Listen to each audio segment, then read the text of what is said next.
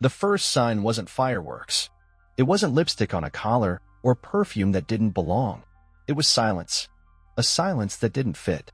I came home early on a Thursday, a rare thing, the kind of day that throws off everyone's routine. The house should have been empty. She was supposed to be in Kharkiv for a regional sales conference, staying overnight, returning Friday afternoon. I remember kicking off my boots in the hallway and immediately feeling something off, like walking into a room you thought was empty and realizing someone had been watching you. The lights were off. The air was still, but there was a faint, warm smell lingering in the living room, not hers. Something musky, male. I stood for a moment, keys still in hand, and looked down. Near the shoe rack, tucked neatly as if placed there with respect, were a pair of brown leather dress shoes. Not mine, not hers, and not a guest's. Not unless she'd invited someone over in secret, while I was supposed to be at work, and while she was supposed to be 200 kilometers away. I didn't rage. I didn't even move. I just stood there, watching the shoes, the same way you might watch a snake coiled under your bed. My fingers loosened on the keys, letting them fall into the bowl by the door with a soft metallic clatter.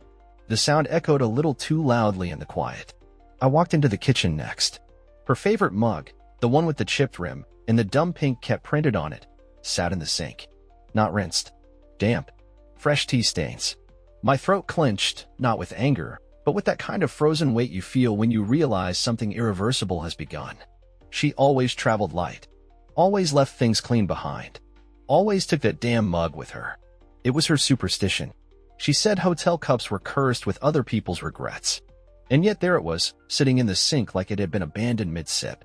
I scanned the countertop, a bowl with 2 spoons drying, crumbs, a half-eaten peach. None of it messy. Just casual. Domestic. Like she hadn't been planning to lie. Like she thought she had more time. My heart didn't pound. I didn't sweat. I felt cold. Clear. I walked through each room with that same detached calm, as if cataloging evidence, not memories. The bedroom was untouched. Sheets made. Pillows aligned.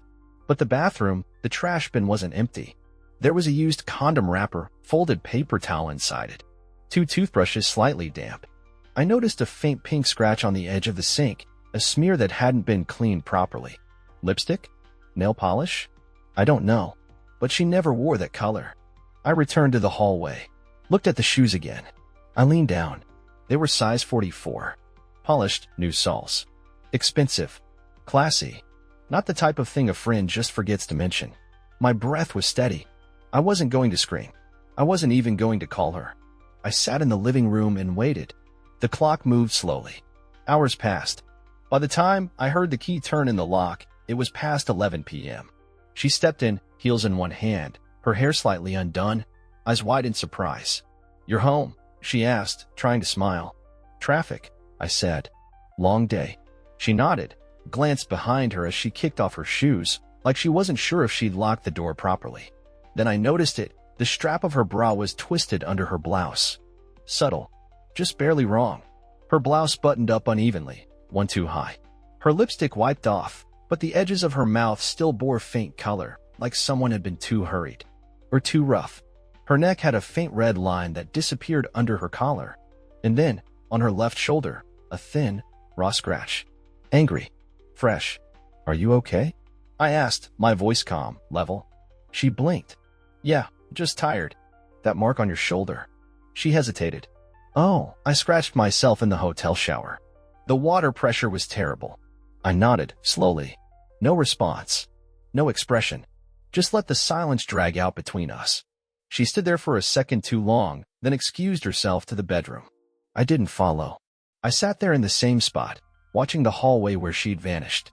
I didn't need proof. My body already knew.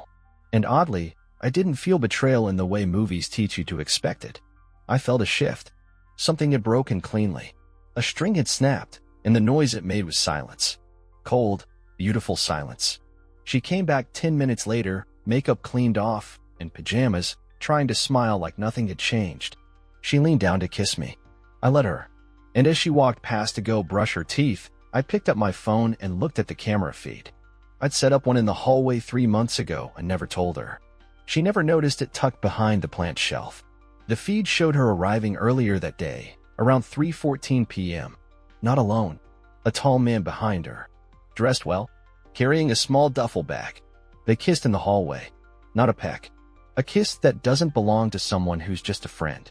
She smiled then, laughed at something he said, then led him inside. I watched the video twice. No emotion, just studying. Then I went upstairs and kissed our kids goodnight. They were asleep, safe, unaware. But something in me had already begun rewiring. She had no idea what she'd just triggered. This wouldn't be a fight. It wouldn't be a scream. It would be quiet, methodical. I was going to make sure her own children would one day look her in the eye and say, "We know what you did." Everything felt steady, almost too steady. Life had settled into that quiet rhythm that couples chase for years. Our routines were synchronized like clockwork. Breakfasts in silence, but not discomfort. School drop-offs for the kids, rushed lunches between meetings, lazy dinners with cartoons in the background. We even held hands at the grocery store sometimes, just because. From the outside, we looked like the model of a functional marriage. 2 kids, a house paid down halfway, shared responsibilities, occasional getaways to the countryside. I trusted her. Or rather, I had stopped questioning trust. That's the more dangerous thing.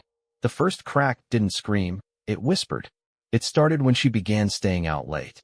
At first, it was yoga with a new group of girlfriends. She even showed me a blurry selfie once. 6 women in yoga pants in a dimly lit studio. I never asked questions. I wanted to believe her. Then came this self-work, weekends. Little escapes, she said, helped her reconnect with herself. Meditation retreats, female empowerment circles, breathing workshops. She'd come back flushed, distracted, with her phone always on silent and her mood either overly affectionate or strangely distant. One afternoon while checking our shared banking app, I noticed a charge, 6,800 Ukrainian hryvnias at a boutique lingerie shop she'd never mentioned. I made a mental note of it, didn't bring it up. A week later, 11,200 Ukrainian hryvnias at a high-end perfume store. Again, nothing I ever saw her wear at home. She still came to bed in the same worn pajamas. I started watching the accounts more carefully. Uber rides that started and ended nowhere near her supposed events. Hotel bar tabs in places she had no meetings. Then I tried to show my sister a cute family photo she'd posted on Instagram. Her page is private now, my sister said. It says I'm restricted. I checked from my account. Still visible, but oddly curated. Nothing recent with me or the kids. A few vague posts about rebirth and freedom. I went through her followers. Some names I didn't recognize. Young men, shirtless photos, vague usernames. One of them had commented, "Last night was insane fire," on a picture of her. More and more, her phone stopped buzzing. The woman who used to live glued to notifications now had a locked screen that rarely lit up. Once, while she showered, I heard it vibrate faintly inside her purse. A message preview blinked once. Just a name, Andre Yoga, and a heart emoji. Then it vanished. I didn't touch it. Not yet. I wasn't going to give her any reason to shift blame. She began inventing reasons to leave. I need to feel myself again. I've given so much to this family. I just need space. Please don't make me explain everything. I'm just exhausted. When I reached for her at night, she pulled away gently, murmuring, "Not tonight. My head's all over the place." Then she'd roll to the other side of the bed and scroll her phone for an hour. The screen light flickered across her face like static. One Sunday, she said she was headed to a friend's birthday, a girls-only wine night. She left dressed in casual jeans and a hoodie. Something about her exit felt staged, as if she was trying not to look too good. But something gnawed at me. After she left, I walked to the garage to check the tires on her car. I don't even know why. It just felt like something I needed to do. That's when I saw it. A small paper bag tucked under the passenger seat, half crushed. Inside, a box of condoms. Unopened. A receipt from a pharmacy not near any of her usual routes. The timestamp? 2 days prior. And yet, every morning, she smiled. Packed lunch for the kids. Kissed me on the cheek.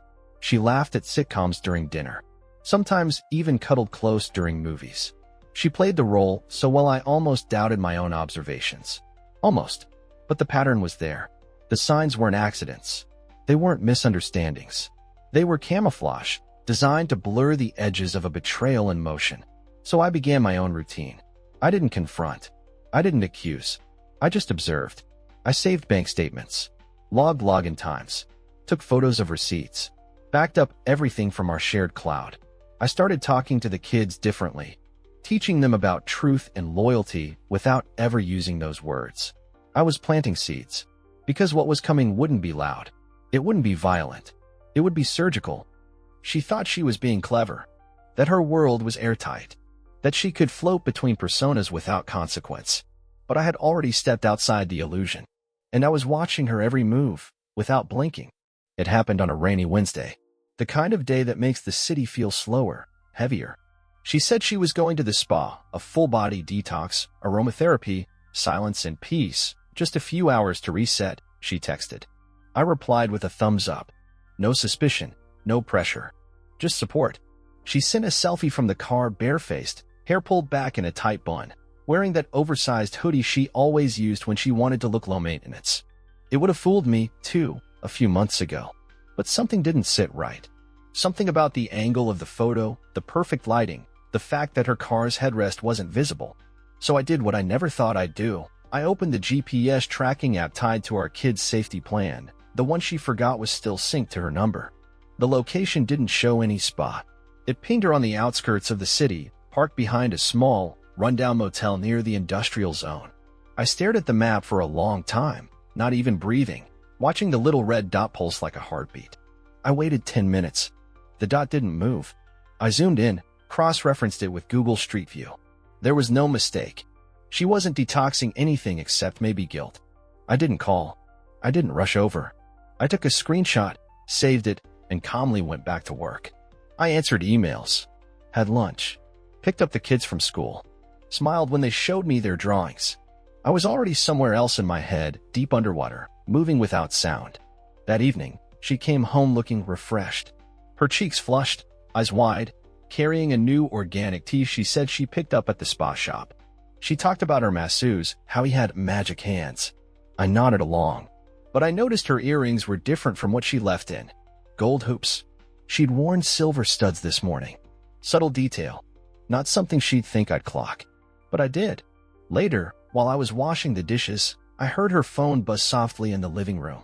She picked it up like lightning. Thumb moved fast. Then she slipped it into her hoodie pocket and walked to the bathroom. Closed the door. Locked it. She never locks the bathroom door. I turned off the faucet and stood still, listening. A faint murmur. Whispered tones. At first, I couldn't make out words. Then I heard a laugh. Her laugh. That flirty, breathy one she used on our third date. The one she hadn't used on me in years. And then I heard something that shattered the air in the room. A phrase she'd used on me just last night. Word for word. You're the only person who actually sees me. She hadn't invented it. She'd rehearsed it. She was recycling affection like a cheap script, testing lines on different men and seeing what stuck. I didn't knock. Didn't say a word. Just walked quietly upstairs, closed the door behind me, and sat at my desk. I opened her old laptop, the one we both used for family admin stuff, and checked the synced messenger apps. I expected to find one or two threads, maybe a few emojis. What I found was worse. Multiple chats, hidden under code names. Some listed as Coach M, Lena Yoga, a man, Office 2. But the messages weren't professional. They were unfiltered desire. One in particular ran deep, messages dating back months. Photos, voicemails. And in the middle of one thread, I saw a voice memo she'd sent him, laughing about how easy it was to lie to me. He's sweet, she said. He still thinks I'm just stressed. That was the moment. The break. I didn't rage. Didn't smash anything. My hands didn't even shake. I felt something quieter. A finality. The mask was off. I wasn't talking to a woman anymore. I was studying an opponent. One who had no idea that the game had shifted, that I'd already begun building the counterattack. I backed up every file. Exported the chats. Stored the GPS history. Downloaded metadata. I logged out, cleaned the digital traces. Then I turned off the light, lay back in bed beside her warmth, and whispered goodnight. She smiled, kissed my cheek, and turned away. She thought I was still asleep. She had no idea she'd just handed me every tool I needed to ruin her entire story. From that moment on, I wasn't her husband. I was the quiet breath in the shadows, the calculation behind her laughter. She had started a fire she couldn't control. And I was already walking through it, untouched. She didn't know who she betrayed. but she was about to learn. I didn't follow her. I followed the pattern. You don't chase shadows, you map the light behind them. The next morning, she left at 8:06, just like always. Said she had a team planning session at the office. I nodded, handed her a coffee, kissed her goodbye like nothing had changed. Then, exactly 35 minutes later, I ordered lunch. Not for me. For her. I used a delivery service with real-time photo confirmation and GPS receipt. Ordered a sandwich and herbal tea to be delivered to her office under her name. Drop off at reception, I wrote. She's in a meeting. The result came back quick. The receptionist said she hadn't seen her all day. No meetings. No one checked in from her department. The food was left there untouched. No pickup. It sat, cooling on a desk where she was supposed to be. That same afternoon, I created a burner profile on Instagram. Basic. Generic. Male. Handsome, but not threatening. Just attractive enough to warrant curiosity. I handed the account off to an old friend, someone she'd never met, someone smart enough to follow my script. He messaged her something subtle. Hey, I think I've seen you at a yoga retreat in Lviv last month.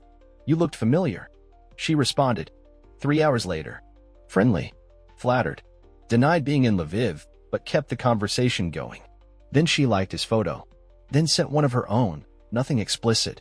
Just her with a book and a glass of wine, slightly made up, the kind of thing you don't send a stranger unless you're fishing. The chat was soft, coded, but I could see the game. She wasn't committed to him. No, she was testing if the hook would land. Which meant she was used to it. Which meant she'd done it before. Next, her bank. We had separate cards, but a joint expense tracker for house bills. She never checked it, assumed I only used it for utilities. But it logs her contributions to any transfer in or out, even if it's just movement between her personal and savings accounts. I combed through 3 months of history, flagged every non-essential payment. And there it was. Every 2 weeks, like clockwork, a 2,000 charge labeled only Hotel Premium, a small place near the river, one she never mentioned. I cross-referenced the charges with her claimed solo retreats, and the dates matched.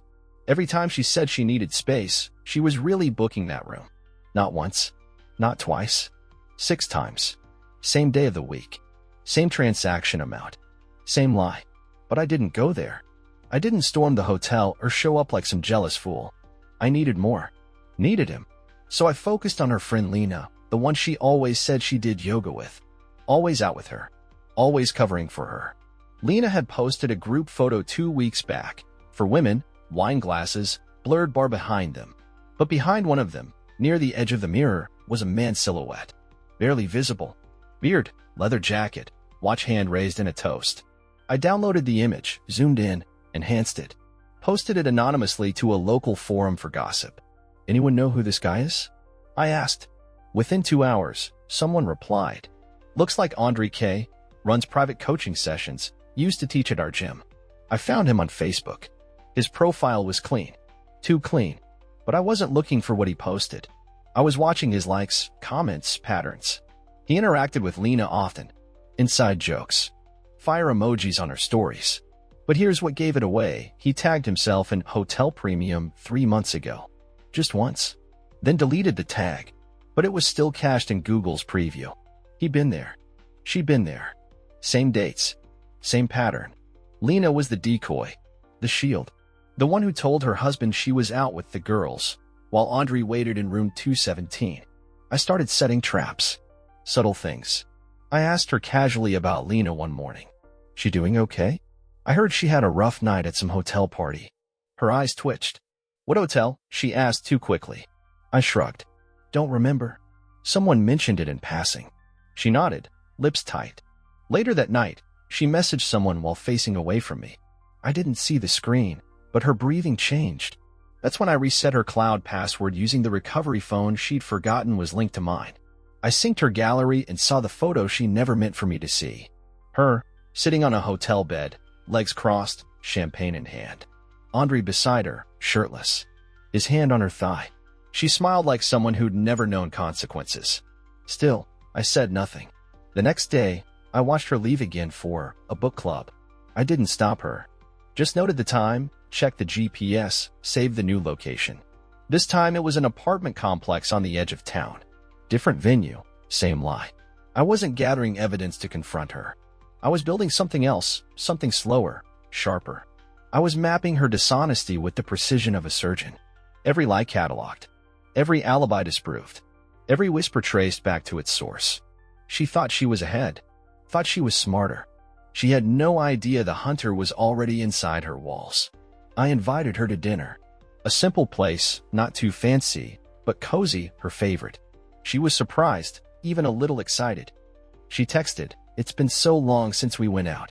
Finally, heart emoji. I smiled as I hit send, though my eyes were empty.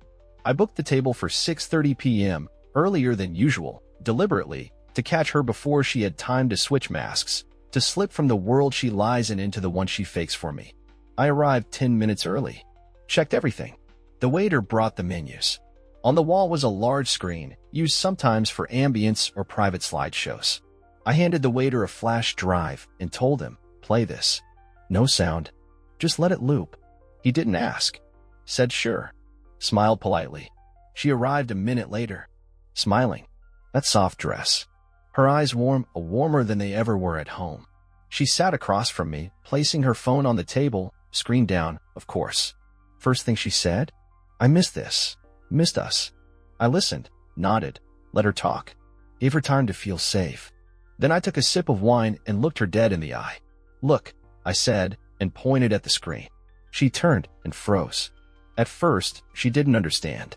Then she recognized herself. A photo, her sitting on a hotel bed, champagne in hand. His hand on her thigh.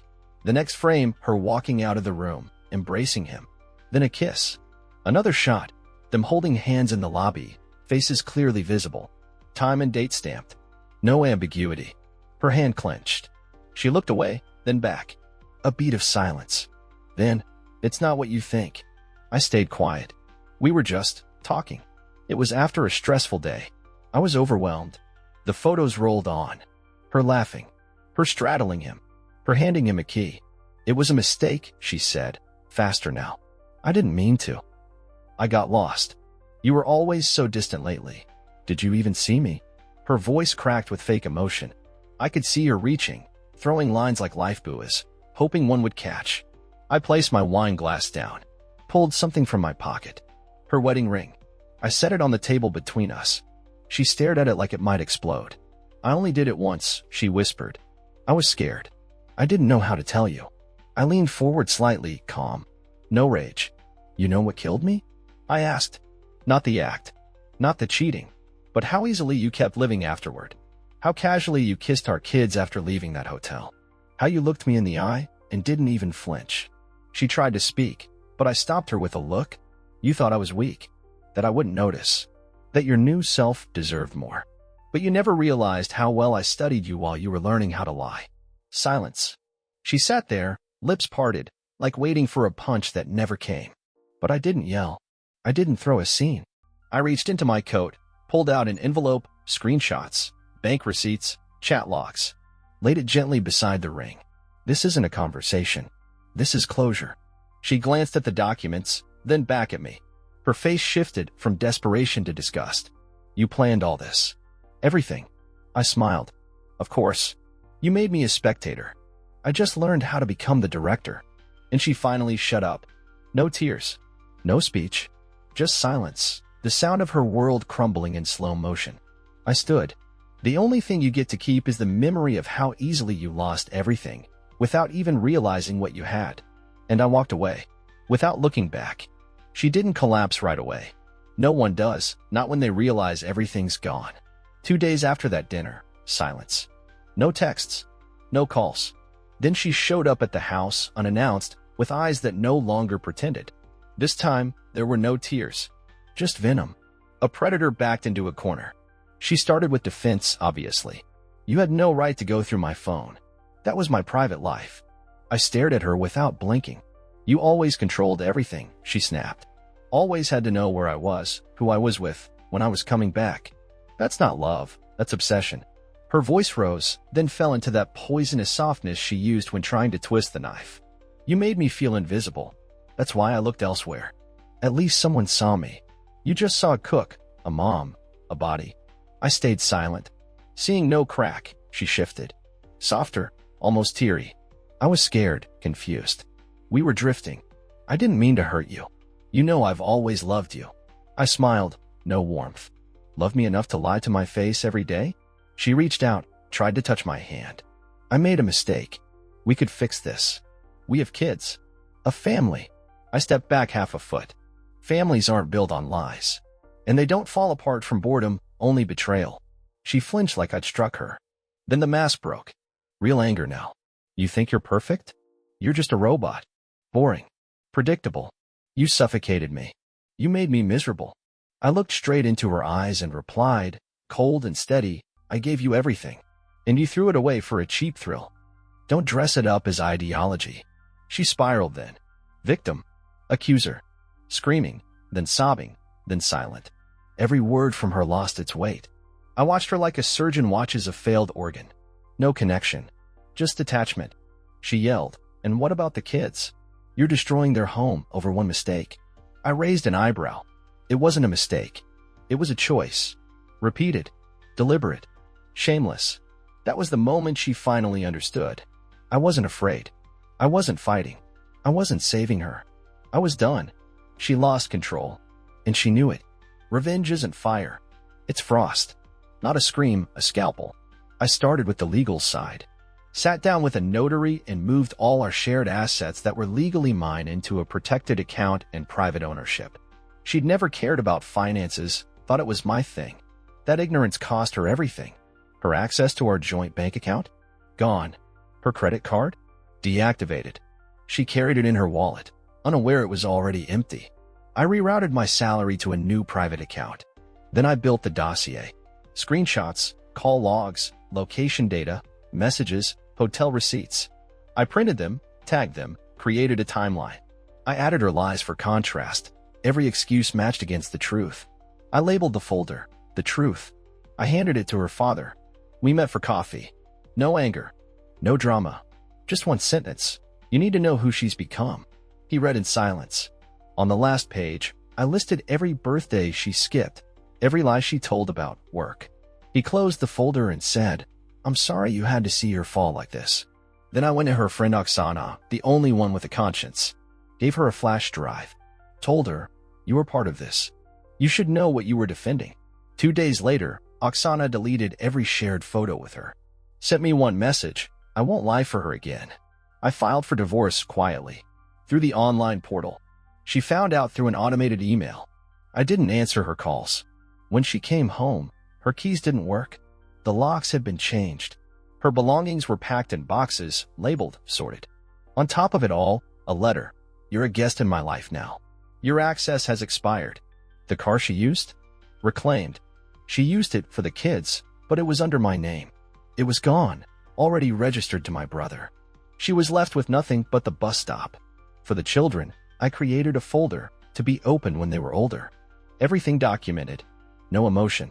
Just truth. I wasn't trying to destroy their mother. I was ensuring they'd one day understand the difference between the builder and the liar. She kept sending voice notes. Long monologues. Shifting between guilt and manipulation. I didn't respond. Not once. Silence is the loudest answer when the other person has nothing left but noise. And when it was all done, I deleted her number. No sadness. I didn't lose a wife. I lost a mask. She, on the other hand, lost a life she'll never get back.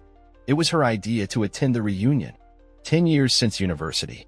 She picked out the dress, booked the hair appointment, posted the can't wait to see everyone story the night before. I let her think the world was still hers.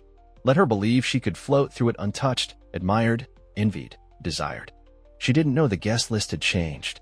Didn't know that the people she'd fooled once were now the ones holding the knives. We arrived together. She was glowing, smiling too wide, holding my arm like everything was perfect. And I played my part, calm, composed, the quiet one in the corner who no one suspects is about to drop the match into the gasoline. We walked into the event hall. Former classmates mingling, clinking glasses, laughing. She floated around the room like a butterfly. This is my husband, she told one couple. We've been through everything together. Her eyes met mine, just briefly. I smiled. 10 minutes in, the first cracks appeared. Her best friend from university, Irina, greeted her with a hug that was too short. Her eyes colder than usual.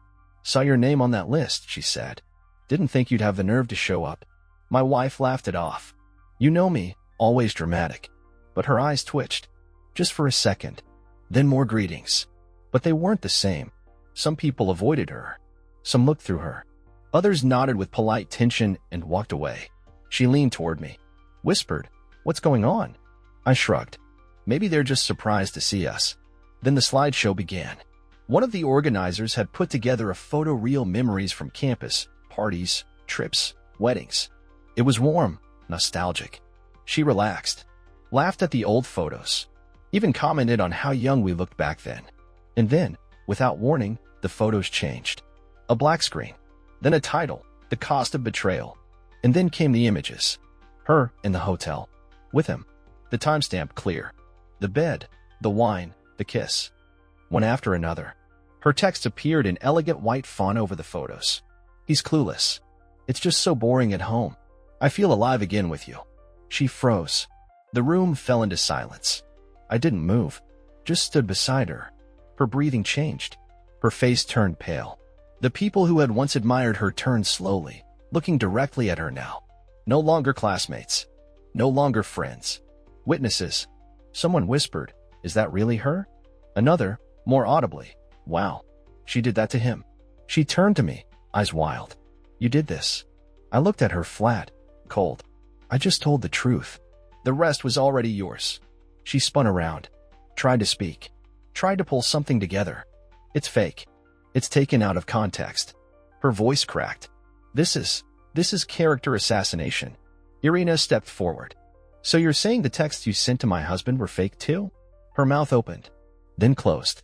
People backed away from her like from a virus. And then the final blow, her phone buzzed. She checked it instinctively. One message from the man she destroyed everything for. Just 3 words. "We're done. Don't call." I watched her flinch. Watched the last support under her feet give out. Her back straightened for a moment, as if trying to hold onto the illusion of strength. But her hands shook. Her mouth was dry. The lipstick cracked under her forced expression. Someone handed her a napkin. She didn't take it. She stood there, the woman who once walked into rooms expecting praise, now just a statue of shame. All her friends had either walked away or stood watching in silence. Her parents weren't there, but they had already seen the documents. Her father had called me the night before. "Do what you need to do," he'd said. "She's not the daughter I raised." She turned toward me again. "Why? Why like this?" I answered without blinking. "Because you only understand pain when there's an audience." She said nothing, just stood there, alone, exposed, humiliated. And I didn't storm out. I didn't walk away in some theatrical exit. I stayed. I stood in the crowd, drink in hand, breathing calmly, as if nothing had happened. Because for me, nothing had. This was not vengeance. This was balance. And she was now exactly where she belonged. Alone, unforgiven, and unforgettable. It happened 3 days after the reunion. She came to the house again, this time not to plead, not to cry, but to fight. She stormed through the gate as if the world owed her retribution, face pale but eyes burning with something between rage and desperation. I was standing in the driveway, talking to her father, who had come to pick up some boxes of her belongings. He saw her first and stiffened. "Not now," he muttered. But she didn't slow down. "You planned that," she shouted before she even reached us. "You humiliated me. You destroyed my life." She walked straight up to me, pointing her finger in my face, loud enough for the neighbors to hear. "You set me up, like some villain in a stupid show. How dare you?" I looked at her father. He shook his head and stepped back, arms crossed, face tight with disappointment. I turned back to her. "I didn't destroy anything. I just stopped protecting your lies." She exploded. "Lies? Lies? You think this makes you noble? What you did was cruel. You ruined my career. People at work are whispering, judging. I got called into HR because of you." Her voice cracked. "You think that makes you a man?" I didn't answer. I didn't need to. But then another car pulled up. I recognized it immediately. Black, tinted windows, too clean for a spontaneous visit. It parked halfway on the sidewalk, and from it stepped him, the one she betrayed me for. Andre. He didn't look smug this time. No leather jacket. No smirk. He looked like a man who had just realized the fire he started was now burning his house down. He walked up hesitantly. "I just came to talk." She turned on him instantly. Talk? Talk? Now you want to talk? Her hands were shaking. You blocked me. You left me alone to deal with this. You said you'd be there for me. I didn't sign up for this circus, he said, raising his hands. I didn't know you were married when it started. I didn't know there were kids. Liar, she screamed. You knew. You knew exactly what it was. You told me I deserved better. I stepped forward then. Not to fight, just to make sure my voice was heard. He didn't lie to you. You lied to him too, just like you lied to me. The only difference is, now everyone sees it. She snapped toward me again. You want to act righteous now? You want to pretend you're some victim? You manipulated everyone. You sent that video. You poisoned my friends against me. At that moment, her mother arrived. She must have heard the shouting from the street. She got out of her car and rushed in, stepping between us. Enough. Both of you, she yelled. This is a neighborhood, not a battlefield. Then she turned to her daughter. You need to stop blaming everyone for what you did. We raised you better than this. You're taking a side, she asked, stunned. You believe him over your own daughter? Her mother folded her arms. I believe the screenshots. I believe the footage. I believe my own eyes. The silence that followed was suffocating. Even Audrey took a step back. That's when she broke. You all think you're so perfect. Like you've never made mistakes. She turned toward me again, voice raw. You were never enough. You think doing the dishes and paying bills makes you a husband? You think being quiet and controlled makes you better? You were boring. You were predictable. I couldn't breathe around you. I stepped forward, closer this time. Then why didn't you leave? Why pretend? Why kiss our kids goodnight after spending the afternoon in someone else's bed? Her eyes flared. She shoved me, not hard, but enough to draw gasps from everyone watching. Her father moved in, holding her back. Stop. That's enough, he said. She broke free. You all want me to be the villain. Fine. I am. But don't pretend you didn't enjoy watching me fall. Don't pretend you didn't plan this whole thing to make yourselves feel superior. I stood there, still, calm. My voice was low, but clear. No one enjoyed it. We just stopped covering for you. The neighbors had started gathering. A few peered from behind fences. One stood across the street, arms folded, watching. The entire scene had become public, whether she liked it or not. Andre turned, clearly done. I didn't sign up for this, he muttered again, walking back to his car. Coward, she screamed after him. Don't walk away from me. Her father tried again to calm her, but she pushed him away too. Get away. All of you. I don't need you. She looked around, at the people who once supported her, at her parents, at me, at the empty street. And that's when it hit her. No one was standing with her. No one. Her mother spoke last. Soft, quiet, but sharp as ice. You had a home. You had a family. You made your choice. Now live with it. And then, silence. Just the wind and the sound of Andre's car driving off. She stood there, chest heaving, eyes wild, but defeated. I didn't move. I didn't raise my voice. I didn't touch her. I just watched. And she finally understood. There was no one left to scream at. Her fall wasn't loud. It wasn't dramatic. It was quiet, like a candle running out of air. After the reunion, after the driveway scene, it all started to collapse, piece by piece. Her job was the first to go. HR didn't need proof, just whispers, and the whispers spread fast. Clients didn't want to work with someone whose private life was a public scandal. They used polite language, restructuring, company image, mutual agreement. But it meant one thing, she was out. Her access was revoked the same day. By evening, her corporate email didn't exist. Her so-called friends didn't stay long either. The ones who used to share wine, gossip, and flirty jokes vanished. Irina blocked her on every platform. Oksana stopped returning messages. Others just quietly removed her from group chats, muted her stories, unfollowed her. A social death by silence. No explanations. No goodbyes. One day, she opened her Instagram and realized she was talking to herself. In her hometown, the air changed around her. She'd walk into a grocery store and hear murmurs behind the shelves. Parents at the school playground pulled their children away when she approached. At the pharmacy, a cashier who once complimented her hair refused to make eye contact. The judgment wasn't loud. It didn't have to be. Shame lived in every quiet pause, every turn back. So she left. She moved to a different city, rented a small room near the outskirts, found work in a local cafe part-time. The same hands that once posted photos of office meetings and yoga brunches now scrubbed counters and carried trays. No more tailored suits. Just a borrowed uniform and a name tag she hated. She told the new people her name was Anna, trying to hide behind something simpler. Something clean. But the truth stuck to her skin no matter how many times she tried to change it. And the lover? He lasted exactly 2 weeks after the collapse. As soon as the messages started getting heavier, "What are we? Will you help me find a job?" He vanished. Blocked her. Moved on. She sent him a message one night. Late. Just, why? He replied only once. This wasn't supposed to be permanent. Then silence. Eventually, she broke. Started messaging me again. It began cautiously, a birthday wish for our youngest, a question about school supplies.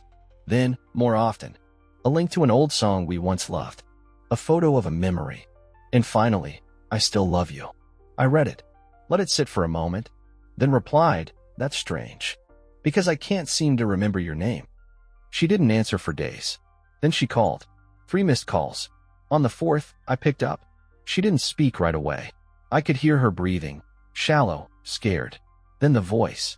Nothing like before. No arrogance. No sharpness. Just something hollow. "I don't know where else to go," she said. "I've made mistakes. I know that.